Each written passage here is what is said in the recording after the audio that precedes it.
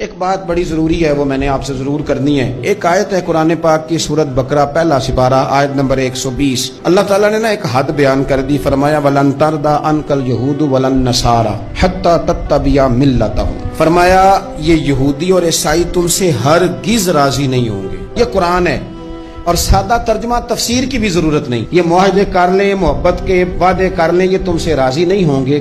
کب راضی ہوں گے؟ حتی تتبع ملتہم، یہاں تک کہ تم ان کے دین کی پیروی کرنے لگ جاؤ۔ میرا جب پہلی دفعہ پاسپورٹ بنا تو میں نے سارا پڑھا، کتابیں پڑھنے کا شوق تھا شروع سے۔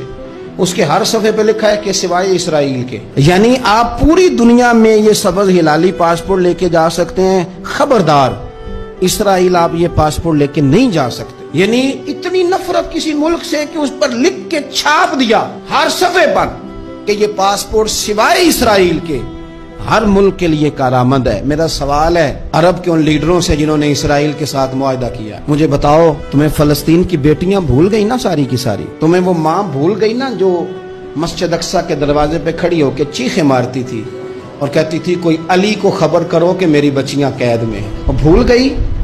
تمہیں وہ بہن بھول گئی نا جس پر شراب کی بوتل انڈیڑتے تھے اسرائیل کے فوجی؟ وہ آپ کو ابھی بھی ویڈیو مل جائے گی۔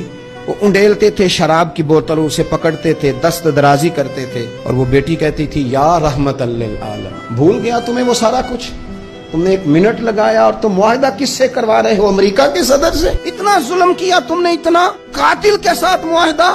کیا سمجھتے ہو فلسطین والوں کا کوئی والی وارث نہیں؟ سنو، میرے رسول کریم صلی اللہ علیہ وسلم نے فرمایا میرا کوئی مالدار امتی دنیا سے چلا جائے، پیسے جائیدادیں چھوڑ کے جائے تو اس کی اولاد میں بانٹ دینا، لیکن اگر اس کے ذمہ قرضہ ہو تو میرے پاس آ جانا، میں اپنے امتی کا قرض ادا کروں گا۔ جس کا کوئی وارث نہیں ہوتا مدینے والا اس کا وارث ہوتا ہے، میں قرض دوں گا اپنے امتی کا۔ کیا سمجھتے ہو فلسطینی لاوارث ہے؟ صبح قیامت نبی پاک تم سے سوال کریں گے، تمہیں اللہ کے حضور حاضری دینی ہے۔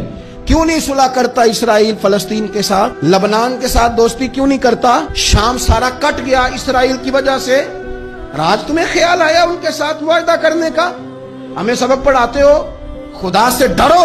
اور پھر اقبال کہتے ہیں مسلمانوں سے مایوس نہ ہونا، حکمرانوں سے زیادہ امیدیں بھی نہ لگانا۔ وہ جو چھوٹے چھوٹے لوگ نکلے تھے نا صحرا سے، بظاہر غریب تھے، بظاہر ان کے پاس مال نہیں تھا، وہ خالد بن ولید جیسے، وہ سعد بن ابی وقاص جیسے، بظاہر ان کے پاس زیادہ اسلحہ نہیں تھا۔ اقبال کہنے لگے مایوس نہ ہونا، یہ نہیں کہنا بن کچھ نہیں سکتا، فرمانے لگے رات میں نے سنا ہے فرشتے آپس میں باتیں کر رہے۔ واہ اقبال، تیرا بھی انداز کتنا نرالا ہے۔ کہنے لگے رات فرشتے آپس میں باتیں کر رہے تھے، میں نے سن لی ہیں۔ بھلا وہ کیا کہہ رہے تھے؟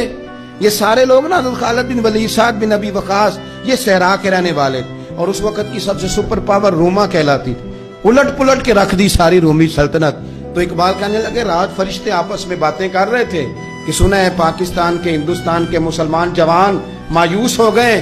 کہنے لگا نہ مایوس ہونا، نکل کے صحرا سے، جس نے روما کی سلطنت کو الٹ دیا تھا، نکل کے صحرا سے۔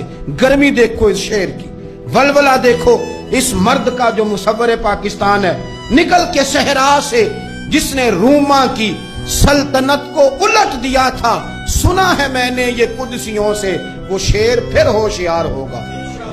وہ کل باتیں کر رہے تھے کہ بہت سارے ان میں سے پھر جاگ گئے اور بڑی جلدی وہ بلاک بنائیں گے۔ سنا ہے میں نے یہ قدسیوں سے کہ وہ شعر پھر ہوشیار ہوگا، وہ آئے گا میدان میں، نکلے گا۔